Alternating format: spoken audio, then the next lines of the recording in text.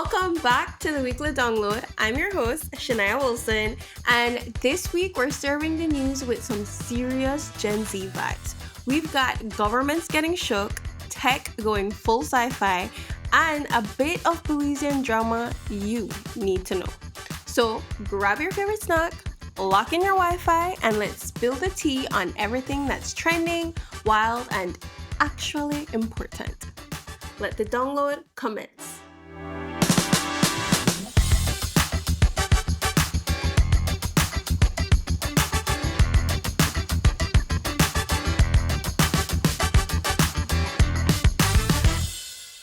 So, Gen Z is straight up shaking up governments across Asia, from Nepal to Indonesia. Young people are hitting the streets over corruption, lack of jobs, and inequality. In Nepal, a social media ban lit the fuse, and students protested peacefully, which resulted in at least 19 deaths and over 300 injured from police shooting into crowds, sparking outrage, causing them to storm parliament and forcing the prime minister to resign. In Indonesia, outrage started over crazy government perks and exploded after a delivery rider got killed by a police vehicle. Common theme here. So, why the rage? Gen Z has grown up seeing slow progress, Nepo kids flaunting privilege, and a world where the phrase, Dana way you know, da who you know, rings true. Nevertheless, they're tech savvy, posting viral vids, using Insta and TikTok to organize and hold leaders accountable. The vibe? Impatient, empowered, and ready to make governments actually work for the people. Besties. Scientists just put all of Shakespeare, all of Wikipedia, and old school movie into something smaller than a Tylenol pill. How? They're using DNA as a hard drive.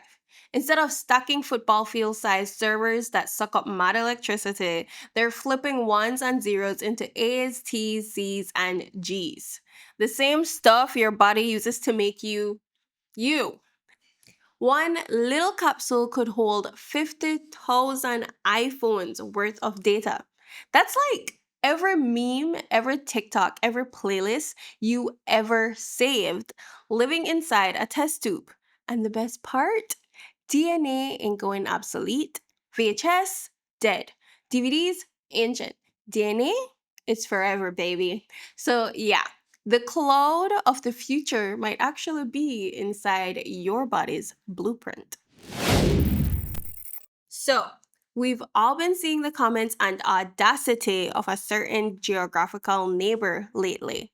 But how much do we really know about the Anglo Guatemalan claim? After reading up on it, it honestly sounds like Guatemala is that one situationship that's obsessed with you decades later. Here's the breakdown. Back in 1859, Britain and Guatemala signed a treaty. Britain controlled Belize, Guatemala agreed to borders, and in return, both sides promised to try to build a road to the Atlantic. Keyword try. Actually, the keyword is best efforts. Years passed, road never happened. Guatemala was like, well, you never built a road, so you're mine again. But Britain was like, no, this was you agreeing to Belize's boundaries, not a road contract. Belize doesn't want to be with you, man. Fast forward to 1931, and here's the wild part.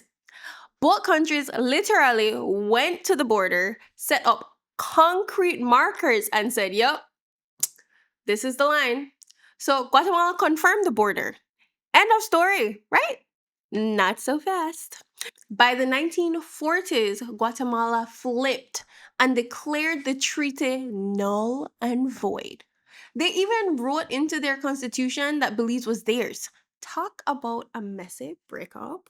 In the 1960s, the US tried to mediate with the Webster proposals. So get this, Belize could exist, but Guatemala would run its foreign policy and defense. Belize was like, wait, I forget independence, but with parental controls? Go so with that. it matters to me that you know this. Around this time, 1964 to be exact, Belize was granted internal self governance. Basically, Belize could come and go as it pleased, but still didn't have the house key. Anyways, then came the 1970s glow up. Belize took its case to the world.